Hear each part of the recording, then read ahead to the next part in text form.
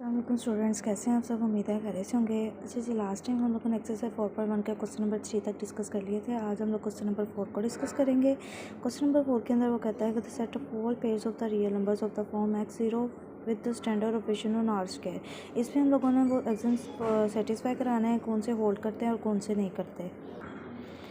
अच्छा जी, question number 4 के अंदर भी हम लोगों ने क्या करना है, वो 10 के 10 एग्जाम्स क्या करवाना है, सेटिस्फाई करवाना है। लेकिन इसकी डेफिनेशन को जो रिक्वायर्ड है उसको यूज़ करते हुए यही हमारे वो 10 एग्जाम्स हैं, हम लोगों ने इस पर सेटिस्फाई करवाना है। ठीक है, तो लेकिन इसके लिए स्पेशल किस्म की एक प्रॉपर्टी उन्होंने दे दी है कि हम लोगों ने जो नंबर्स लेना है वो इस फॉर्म के लेना है, एक्स और ज़ीरो। पहली एंट्री होगी कोई ना कोई नंबर, दूसरा हमारे पास क्या होना चाहिए, ज़ीरो पढ़ना होना चाहिए। ठीक है, तो क्वेश्चन नंबर 4 को हम लोग सॉल्व करते हैं।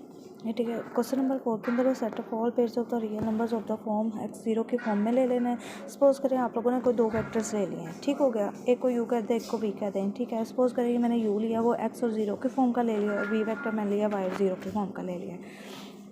अगर मैं इन दोनों को ऐड करवाती हूँ, ठीक है, एक्शन नंबर 1 हमें क्या कहते हैं कि अगर इन दोनों को आप लोग क्या करवा रहे हैं, ऐड करवा रहे हैं, तो ये हम लोग साथ रख लेते हैं ताकि हम लोग इसको क्या करते रहें, साथ साथ वेरीफाई करते रहें कि अगर हम u और v कोई ऑब्जेक्ट्स लेते हैं, v में से उन दोनों को ऐड कराएं तो आंसर भी v में जाना चाहिए। तो मैंने एक x0 ले लिया और एक y0 ले लिया, दोनों को ऐड कराऊंगी। फर्स्ट एंट्री में फर्स्ट को ऐड कराऊंगी, दूसरी हमारे पास 0, x प्लस वाई और 0। और हमारे क्वेश्चन की रिक्वायरमेंट भी यही थी कि आप हम लोगों ने जो वेक्टर्स लेने हैं वो x0 के फॉर्म में लेना है, और आंसर में हमेशा ये होना चाहिए कि सेकंड एंट्री हमारे पास 0 पड़ी होनी चाहिए। तो ये v में से आ गया।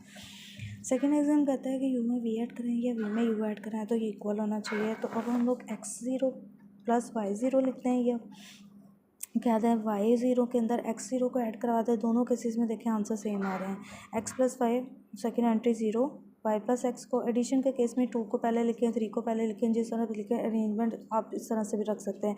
y प्लस एक्स को x प्लस वाई भी लिख देंगे तो कोई फ़र्क नहीं पड़ेगा। देखिए दोनों साइड्स इसमें भी क्या आ गई, इक्वल आ गई हैं। इसके थर्ड पार्ट की बात करें, u plus V plus W करें तो u plus V plus W को इक्वल आना चाहिए। तो हम लोगों ने इस दफ़ा 3 वेक्टर्स ले लिए हैं, x0 y0 z0। अब पहले y0 या z0 को ऐड कराएं, या x0 और y0 को ऐड करें और बाद में z0 को ऐड करें, तो हमारे पास आंसर क्या है, दोनों साइड पे सेम आ रहे हैं। देखें पहले पैरेंथेसिस को सोल्व करते हैं, y प्लस जी और साथ 0 आ जाएगा, ये वेक्टर एज इट इज़। यहाँ से क्या हो जाएगा, x प्लस वाई और 0 आ जाएगा, और ये वेक्टर एज इट इज़। अब इनको ऐड कराएंगे तो पहली एंट्री में x प्लस वाई प्लस जी हो जाएगा, दूसरा 0 प्लस 0 करें तो 0 आ जाएगा। यहाँ पे भी x प्लस वाई प्लस जी करेंगे, ये 0। और हमारी एक कंडीशन जो थी x 0 के फॉर्म के आंसर वो भी इस पर क्या हो रही है, सेटिस्फाई हो रही है। एग्जाम नंबर 4 की बात करेंगे। एग्जाम नंबर 4 के अंदर वो कहता है कि u के अंदर अगर 0 को ऐड कराएं या यू के 0 को u में ऐड कराएं तो आंसर क्या रहना चाहिए, u रहना चाहिए। ठीक है, करें 0 0 एक वेक्टर ले लिया और साथ x0 एक ले लिया, तो ऐड कराते हुए क्या करेंगे, 0 प्लस एक्स से क्या आ जाएगा, आंसर x आ जाएगा। 0 प्लस 0 करेंगे तो 0 आ जाएगा। ठीक हो गया। और यहाँ ये सपोज करें अगर हम लोग 0 0 पर वेक्टर बाद में और x0 वाला पहले भी रखते हैं तो फिर भी ऐड करेंगे तो हमारे पास आंसर x0 और x0 ही दोनों साइड्स पे आ रहा है। एग्जाम नंबर 5 की बात करें। एग्जाम नंबर 5 कहता है u और उसी वेक्टर का नेगेटिव ले लें, दोनों को ऐड कराया जाए तो आंसर क्या होना चाहिए, 0 होना चाहिए, या उसको पहले रख लें बाद में रख लें, दोनों केसेस में। ठीक है, तो इसका एग्जाम नंबर 5 के अंदर भी हम लोग सपोज करें आपने u वेक्टर x0 ले लिया और माइनस u उसी का नेगेटिव वो ले लिया, माइनस x और 0 ले लिया। चाहे आप लोग पहले क्या करवा लें, डेफिनेशन के अकॉर्डिंग u और प्लस माइनस u करवा लें, या फिर आप लोग माइनस u और प्लस u करवा लें। आंसर देखें दोनों केसेस में सेम आ रहे हैं, x minus x 0, minus x plus x 0, इसका भी आंसर 0 0, और उस दूसरी साइड का भी आंसर क्या बन जाएगा, 0 0 बन जाएगा। बात करते हैं एग्जाम नंबर 6 की। उसके अंदर वो कहता है K is any scalar and U is any object in V such that K U is in we.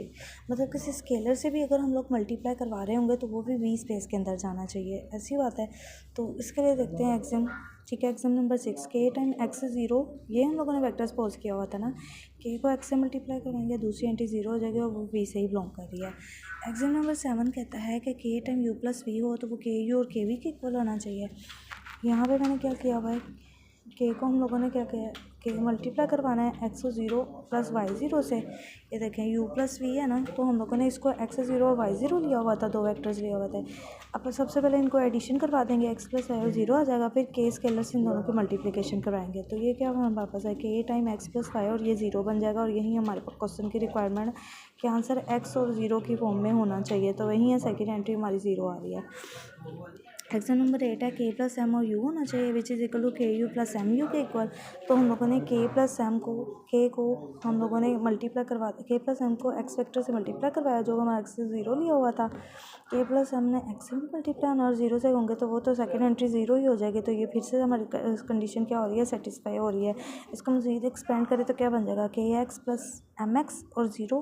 अगर इतनी सी चीज़ देखी जाए, क्वेश्चन की रिक्वायरमेंट देखी जाए तो के यू और एम यू की फॉर्म में आंसर आना चाहिए। तो अगर आप गौर करें आपका भी के एक्स और एम एक्स की फॉर्म में, एक्स उधर यू लिया हुआ हमने एक्स लिया हुआ तो उसी फॉर्म में आंसर आ रहा है।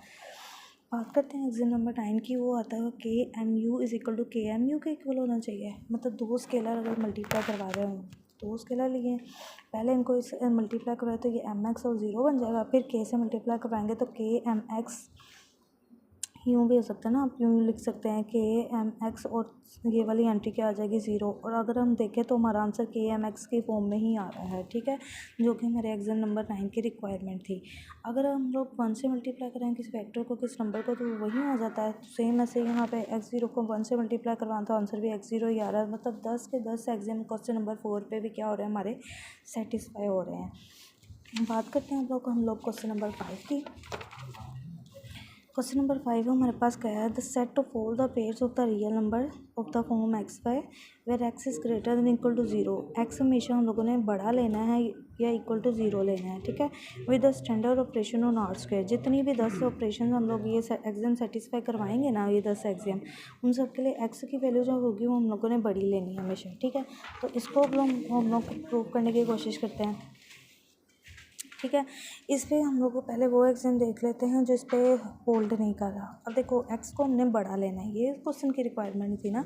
तो सपोज करें कि हम कोई छोटी वैल्यू ले लेते हैं और के को ज़ीरो के इक्वल नहीं लेते, ठीक है। तो एक को बड़ा लेना ना, ज़ीरो ले लें या ज़ीरो से बड़ा ले लें। तो मैंने 1 ले लिया है, ठीक है। एक के को -1 ले लिया और एक्स को हम लोगों ने 1 ले लिया। अब देखो दोनों को मल्टीप्लाई करवाएं तो आंसर जो आना चाहिए वो एक्स का वो ग्रेटर या इक्वल टू ज़ीरो होना चाहिए, जबकि -1 आ गया जो कि ज़ीरो से लेस वैल्यू है। तो नॉट अ वेक्टर स्पेस। कोई भी एक आप एक्सियम अंदर से उठाएं, अपने पास से इसकी कोई भी एग्जांपल बना सकते हैं जो उसको सेटिस्फाई ना कराती हो, तो बड़ा इजीली आप लोग कह सकते हैं कि वेक्टर स्पेस नहीं है, ठीक है। इसी तरह अगर हम बात करें इसके क्वेश्चन नंबर 6 की, क्वेश्चन नंबर 6 के अंदर वो क्या कह रहे हैं, the set of all N tuples of the real number that have the form X X X with the standard operation on R square. कुछ फ़र्क नहीं है, जैसे हम लोगों ने क्वेश्चन नंबर 3 किया है ना। अगर आप लोगों ने मेरे चैनल पे न्यू है और अभी तक सब्सक्राइब नहीं किया तो मेरे बेटा मेरे चैनल को सब्सक्राइब कर लें, इट्स अ रिक्वेस्ट। और बेल आइकन के बटन को प्रेस कर लें ताकि मेरे आने वाली वीडियोज़ की अपडेट आपको मिलती रहे। और ज़्यादा से ज़्यादा दूसरों से शेयर किया करें। देखिए शेयर करने से क्या होता है, अपनी भी आपकी वजह से मेरी वजह से किसकी हेल्प हो जाए, हेल्प करना क्या होता है, सदका जारिया होता है। बात करते हैं इस चीज़ की कि अगर जैसे क्वेश्चन नंबर 3 के अंदर वो प्लेलिस्ट के अंदर आपको मिल जाएगा, उसको आप लोगों को बिल्कुल एक्जैक्टली फॉलो करना है। और क्वेश्चन नंबर 6 उसी के पैटर्न पे क्या हो जाएगा, सॉल्व हो जाएगा। इसके लिए मैं आप लोगों को हिंट दे देती हूँ कि आप लोगों ने एन टपल्स का मतलब क्या लेना है, ठीक है। उसके लिए आप लोगों ने यू लेना है, जैसे मैं हमेशा हम लोग दो वेक्टर सपोज कर रहे हैं ना, यू का और वाई वी का। इसी तरह इसके अंदर आप लोग एक्स एक्स एक्स जिसके अंदर सारे एलिमेंट एक्स पड़े हुए हैं, ठीक है, और एक वेक्टर ले लें जिसके अंदर सारे वाई पड़े हुए हैं। सेम वही प्रॉपर्टीज़ आप लोगों ने क्वेश्चन नंबर 3 वाली रिपीट करनी है। सिर्फ वहाँ पे सिंपल एक्स की बजाय एक्स एक्स एक्स एक्स और वाई की जगह ये पूरा टपल्स की फॉर्म में वाई ले लेना है। बाकी exactly same as it is question number 3 की तरह आप इसको क्या कर देंगे, सॉल्व कर देंगे। ओके जी, बात करते हैं अब इसके क्वेश्चन नंबर 7 की। क्वेश्चन नंबर 7 कहता है the set of all triples of the triple, मतलब अब इस दफ़ा 3 कंपोनेंट्स आ गए हैं। Triples of the real number with the standard vector addition but with scalar multiplication define as. अब उन्होंने हमें खुद से इनके स्केलर मल्टीप्लिकेशन डिफाइन करके दे दिया और वो कहते हैं कि चेक करें कि इसके ऊपर ये एग्जाम सेटिस्फाई होते हैं या नहीं होते, ठीक है। तो हम इस क्वेश्चन के ऊपर क्या करेंगे, अप्लाई करके इसको क्या करेंगे, चेक करते हैं। जैसे क्वेश्चन नंबर 7 है, इसके अंदर वो कहता है एक्शन नंबर 8 लेना है। एक्शन नंबर 8 कहता था के प्लस एम टाइम यू हो तो वो के यू और एम यू के इक्वल आना चाहिए, ठीक है। क्वेश्चन की जो हमारे रिक्वायरमेंट्स है उसके अकॉर्डिंग अगर स्केलर से मल्टीप्लाई करवाया जाएगा तो आंसर हमेशा के स्केलर के स्क्वायर और साथ वो नंबर की फॉर्म में आना चाहिए। चेक करते हैं ऐसा होता है या नहीं। सबसे पहले बात हम लोगों ने इस डेफिनेशन के लेफ़्ट और राइट साइड दोनों को अगर हम लिखते जाएँ तो पहले हमारे पास के प्लस एम यू की जगह हम लोगों ने सपोज करें ट्रिपल की फॉर्म में लेना है तो आप 3 कंपोनेंट्स ले लें, एक्स वाई और जी ले लें, ठीक है। स्पून क्या बनानी है, स्केलर का स्क्वायर लेते जाना है। के प्लस एम का स्क्वायर टाइम एक्स आ जाएगा, के प्लस एम का स्क्वायर टाइम वाई आ जाएगा, के एम प्लस एम का स्क्वायर टाइम जी आ जाएगा। इस डेफिनेशन के अकॉर्डिंग अगर स्केलर से मल्टीप्लाई करवा रहे तो इसके इक्वल होना चाहिए। लिख लिया हम लोगों ने। अब हम लोग क्या करेंगे, इनको आपस में सॉल्व करेंगे। के प्लस एम का होल स्क्वायर अगर हम लोग इसको अगर हम मल्टीप्लाई करवा दें तो ये हमारे पास क्या बन जाएगा, के स्क्वायर टाइम एक्स आ जाएगा, के स्क्वायर टाइम वाई बन जाएगा और के स्क्वायर टाइम जी बन जाएगा। अगर एम वाली वैल्यू की बात करें तो वो क्या हो जाएगी, एम स्क्वायर टाइम जी एक्स आ जाएगा, एम स्क्वायर टाइम वाई आ जाएगा, एम स्क्वायर टाइम जी आ जाएगा। ठीक है, तो अगर हम लोग इन दोनों को ऐड करते हुए देखें तो के स्क्वायर वाली और एम स्क्वायर वाली टर्म्स को इकट्ठा कर दें, साथ आ जाएगा एक्स। के स्क्वायर और एम स्क्वायर वाले टर्म को इकट्ठा कर साथ आ जाएगा वाई। के स्क्वायर और एम स्क्वायर वाले टर्म को इकट्ठा कर साथ आ जाएगा जी। ठीक है, which is not possible, not a vector है। ये पॉसिबल कभी हो ही नहीं सकता, क्योंकि अगर हम लोग अपनी डेफिनेशन के अकॉर्डिंग चलें या एग्जाम नंबर 8 के अकॉर्डिंग चलें तो आंसर में स्केयर तो नहीं हमें दिया हुआ। देखें, के प्लस एम टाइम यू को अगर इन स्केलर से मल्टीप्लाई ऐड करवा के यू से मल्टीप्लाई करवाए तो आंसर सिंपल के और एम की फॉर्म में आता है, ना कि स्केयर की फॉर्म में आता है। तो इसलिए आप लोगों ने थोड़ी सी ये वर्किंग करने के बाद आप लोगों ने इसको लिखना है कि विच इज़ नॉट पॉसिबल। ये पॉसिबल नहीं, बिकॉज इस पर हमारा एग्जाम नंबर 8 जो है वो सेटिस्फाई ही नहीं होता। ठीक है, ये साथ आप लोग रीज़न दे सकते हैं अगर आपको क्वेश्चन में रीज़न पूछें तो। ठीक है, बात करते हैं क्वेश्चन नंबर 8 की। क्वेश्चन नंबर 8 के अंदर वो कहता है the set of all 2x2 invertible matrices. अब इन्वर्टिबल का आप लोगों को पता होना चाहिए। अगर किसी मैट्रिक्स का डिटर्मिनेंट एग्जिस्ट नहीं करता, वो इक्वल टू ज़ीरो आ जाता है, तो वो इन्वर्टिबल नहीं होगा। ये बात आप लोगों ने माइंड में सेट कर लेनी है। ठीक है, 2x invertible matrix with the standard matrix addition and scalar multiply. हमने 2x2 का एक मैट्रिक्स लेना है और उस पर ये कंडीशन सेटिस्फाई करानी कि 10 एग्जाम को सेटिस्फाई कराता है या नहीं। तो पहली बात, हम उसका इन्वर्टिबल होना ज़रूरी है। ये कंडीशन आप लोगों ने माइंड में सेट करनी है। ठीक है, बात करते हैं क्वेश्चन नंबर 8 की। मैंने दो मैट्रिक्स ले लिए हैं, एक मैंने लिया है 1 0 0 1 और एक मैंने ले लिया -1 0 और -1 ले लिया है।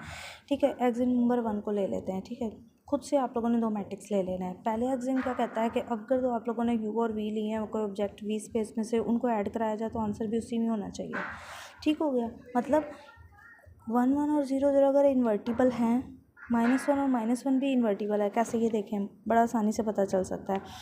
डेट लें, अगर मैं इसको कहते हैं ए मैट्रिक्स है और इसको कहते हैं बी मैट्रिक्स है। इसका अगर मैं डेट फाइंड करती हूँ तो इसको इससे मल्टीप्लाई करवाना है, इसको इससे, तो आंसर मेरा क्या आ जाएगा, डेट ए का हमारे पास 1 आ जाएगा।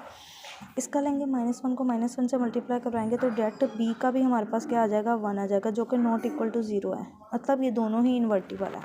समझ आ गई बात की, आंसर भी अभी इन्वर्टिबल होना चाहिए। देखिए, मैं जैसे ही इनको दोनों को ऐड करती हूँ, मेरे पास आंसर के बंदे फर्स्ट सेंटर में से फर्स्ट को ऐड करें, 1 और -1 0, 0 + 0, तो पूरा आंसर ही ज़ीरो मैट्रिक्स बन गया है, जिसका डिटर्मिनेंट भी क्या आएगा आपके पास, 0 आएगा, जो कि इन्वर्टिबल ही नहीं है। तो इसलिए ये सेटिस्फाई नहीं करता और ना ही ये आपके पास क्या होगी, वेक्टर स्पेस होगी। ठीक है, क्वेश्चन नंबर बात करते हैं क्वेश्चन नंबर 9 की। वो कहते हैं the set of all 2x2 matrices of the form. अब आप लोगों ने जितने भी 2x2 ऑर्डर के मैट्रिसेस लेने हैं, उसकी फॉर्मेशन ये होनी चाहिए कि डायगोनल एंट्रीज होनी चाहिए, बाकी सारी एंट्रीज क्या होनी चाहिए, 0। With the standard matrices addition and scalar multiplication, वहीं 10 के 10 एग्जाम इस पर सेटिस्फाई करवाना है। गौर से देख लें कि आप लोगों ने जितने भी मैट्रिसेस चूज़ करने हैं ना, खुद से लेना है। तो आप लोगों ने इस फॉर्म के लेना है कि डायगोनल सिर्फ आपके पास एंट्रीज हों, बाकी सारी क्या पड़ी होनी चाहिए, 0 पड़ी होनी चाहिए। तो अब करते हैं कि इसका सोल्यूशन किस तरह से होगा। देखें, ये था आपकी डेफिनेशन के अकॉर्डिंग। तो सबसे पहले एग्जाम नंबर 1 की अगर बात करें तो एग्जाम 1 हमें क्या कहता था कि अगर यू और वी या दो मैट्रिसेस हम लोग जो भी लेते हैं, ठीक है, उनको ऐड कराया जाए तो आंसर भी उसी स्पेस के तरह का होना चाहिए, मतलब डायगोनल फॉर्म में ही होना चाहिए। तो ये बात हमेशा ऑब्वियस है कि अगर 2 डायगोनल मैट्रिसेस को ऐड किया जाए तो आंसर भी हमेशा डायगोनल होता है। सपोज कर लो ये ए और बी है, ठीक हो गया, एक मैंने ए मैट्रिक्स ले लिया, एक मैंने बी दूसरा ले लिया, सी और डी ये 0 0, दोनों को अगर मैं ऐड कराती हूँ, ए + बी करवाऊँ, तो मेरे पास आंसर क्या रह जाएगा, a + c 0 0 b + d। Check करें, आंसर भी मेरे पास डायगोनल फॉर्म का है, तो इट्स मीन पहला exam satisfy. Same as it is दूसरा भी सेटिस्फाई है, वो आप इसी को देख के लिख सकते हैं कि अगर उन दोनों वेक्टर्स को ऐड करें, b + a करेंगे, a + b करें, आंसर फिर भी डायगोनल मैट्रिक्स ही रहेगा, तो ये भी सेटिस्फाई है। थर्ड भी सेम ही है। ये एग्जाम आप लोगों को एक दफ़ा फिर से मैं रिवाइज़ करवा देती हूँ कि वो आपके क्या थे।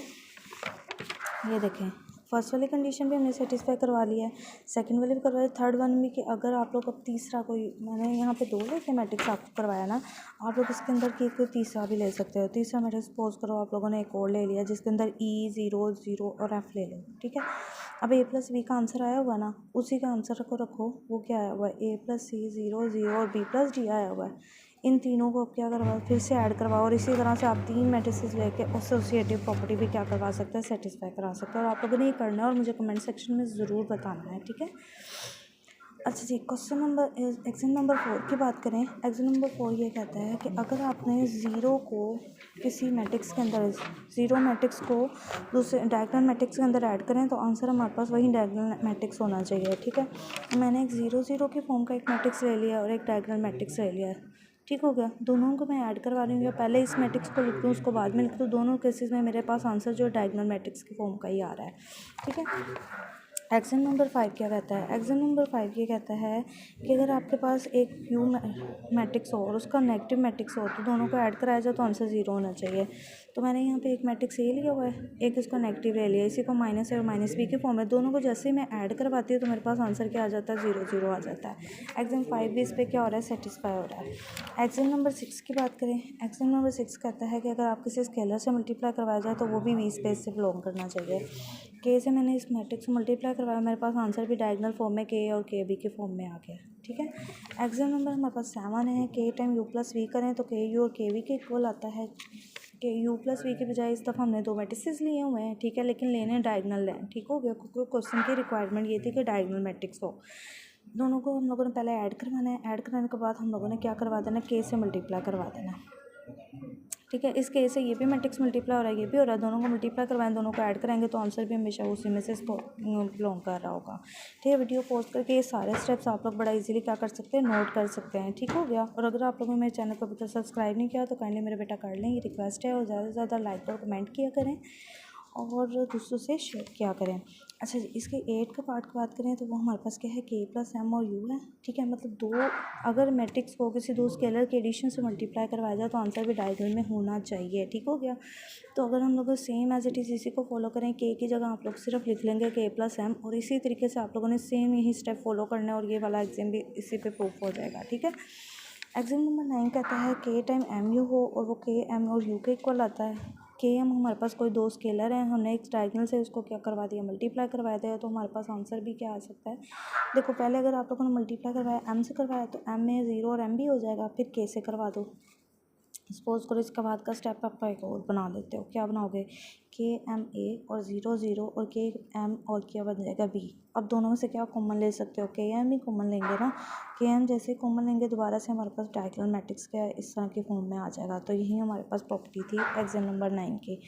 Exam number 10 too much easy कि अगर हम किसी उसके 1 से मल्टीप्लाई करवाएं किसी मैट्रिक्स को तो आंसर भी वही रहेगा, सेम ऐसे 1 से इस मैट्रिक्स को मैंने मल्टीप्लाई करवाया तो मेरे पास आंसर भी वही रहे। तो 10 के 10 एग्जाम जो हैं क्वेश्चन नंबर 9 पे क्या हो रहे हैं, हमारे सेटिस्फाई हो रहे हैं, ठीक है।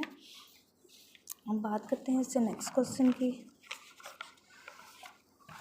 क्वेश्चन नंबर 10 के अंदर, क्वेश्चन नंबर 10 के अंदर हम लोगों को कहा रहा है the set of all the real numbers function of the define on the real line such that f1 is equal to 0 with the use in the example number 6। अच्छा, एग्जाम्पल नंबर 6 को यूज़ करते हुए हम लोगों ने इसको क्या करना है, सॉल्व करना है। मैं इसका पैटर्न आप लोगों को बता देती हूँ कि आप लोगों ने किस तरह से सॉल्व करना है। इस जगह फंक्शंस की बात हो रही है, मैट्रिसेस की बात नहीं हो रही, किसकी बात हो रही है, फंक्शंस। दो फंक्शंस, एक फंक्शन हम लोगों को दे दिया हुआ है कि f1 हमेशा f की 1 पे, f ऑफ 1 हमेशा क्या आएगा, 0, मतलब फंक्शन की 1 पे हमेशा वैल्यू 0 आएगी। तो मतलब जितने भी फंक्शन आप लोगों ने सपोज करने हैं ना, उन सब के जो 1 पे वैल्यू 0 होनी चाहिए, जनरल बात कर रहे हैं ना। तो सपोज करो कि 2 फंक्शन आपने f और g ले लिया, तो f प्लस जी पहली प्रॉपर्टी सेटिस्फाई करवानी है ना, f प्लस जी ऑफ 1 करवाना है। तो क्या हो जाएगा, f of 1 plus G of 1, तो f ऑफ 1 का आंसर 0 है। इसका मतलब जी ऑफ 1 भी जो वेक्टर लिया, जो फंक्शन लिया होगा वो भी इसी टाइप का, तो 0 आंसर आ गया। क्लोज अंडर एडिशन के ऐड करें तो आंसर भी 0 ही बन रहा है। दूसरा हम लोग इस पर एग्जाम नंबर कोई और ट्राई कर लेते हैं, एग्जाम नंबर 6 पे, कि अगर किसी स्केलर से मल्टीप्लाई कराएं फंक्शन को f ऑफ 1 को तो के टाइम f ऑफ 1 आ जाएगा और f ऑफ 1 का आंसर हमारे पास क्या है, 0। तो ये भी हमारे पास close under multiply, this is a vector space. कोई भी 2 या 3 एग्जाम आप लोगों ने पकड़ने हैं, अगर वो सेटिस्फाई हो रहे हैं तो आप लोगों ने डायरेक्ट कर दें कि अगर हम फंक्शंस की फॉर्म में भी रियल वैल्यू फंक्शंस लेते हैं ना, तो वो भी हमारे पास इन 10 एग्जाम्स को क्या करवा रहे हैं, सेटिस्फाई करा रहे हैं। लेकिन बात गौर से फिर से रिपीट कर रही हूँ कि जो फंक्शन है ये बड़ा इंपॉर्टेंट है कि f(1) = 0। जितने भी फंक्शन आप लोगों ने f, g, x, y, z जितने भी लेने हैं सबको f(1) की 1 पे मतलब उनकी वैल्यू 0 होनी चाहिए, ये आप लोगों ने सपोज करनी है, ठीक है।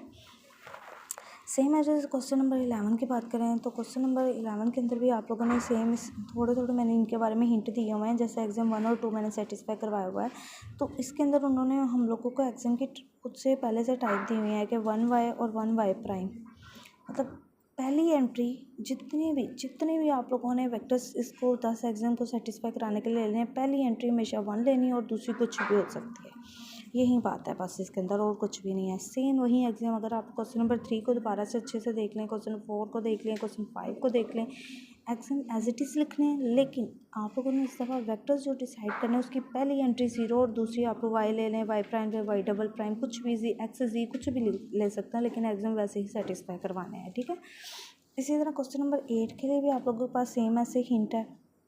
सॉरी, क्वेश्चन नंबर 12 के लिए ये थोड़ी सी मैंने वर्किंग लिखी हुई है, अगर आप लोग वीडियो पॉज करके नोट करना चाहे तो कर सकते हैं। मैंने 3-4 एग्जाम इस पर सेटिस्फाई करवाए भी हुए हैं, एग्जाम 1 को, 2 को, 6 को और 8 को। आप चाहें तो बाकी वाले भी करवा सकते हैं, ठीक है। तो लेकिन फॉर्मेशन आप लोगों ने हमेशा ये लेने, आप देखें गौर से, मैंने जितने भी वेक्टर्स यूज़ किए हैं सबकी पहली एंट्री को क्या लिया हुआ है, 1 लिया हुआ है, ठीक है। एग्जाम नंबर जो हमारा क्वेश्चन नंबर 12 है उसके अंदर हमारे पास जो जितने भी हम लोगों ने वेक्टर्स लेने हैं वो इस तरह के फॉर्म के लेने हैं कि पहला हमारे पास सिंपल कोई कांस्टेंट नंबर होगा, दूसरा जो भी नंबर होगा उसके साथ एक्स आना ज़रूरी है, ठीक है। वेक्टर की फॉर्मेशन आनी चाहिए, बाकी पैटर्न वही है जो प्रीवियस हम लोगों ने अंडरस्टैंड कर लिया हुआ है, ठीक है। ए नोट एक्स है तो दूसरा आप लोग a1 + b1x ले लो। अगर तीसरा भी लेने की ज़रूरत पड़ गई है तो वो फिर क्या ले लोगे, a2 b2x ले लेना। जैसे एक्स वाई जी थर्ड वाली प्रॉपर्टी एग्जाम वाली सेटिस्फाई करानी होगी, ठीक हो गया। तो होपफुली कि ये चीज़ आप लोगों को अंडरस्टैंड होगी होगी, आप लोगों ने इन चीज़ों को सॉल्व करना है, ठीक है। और मुझे कमेंट सेक्शन में ज़रूर बताना है कि आप इस काबिल हो गए हैं कि आप खुद से कुछ ना कुछ वेक्टर्स को लेके आप लोग उस 10 एग्जाम को सेटिस्फाई करवा सकते हैं।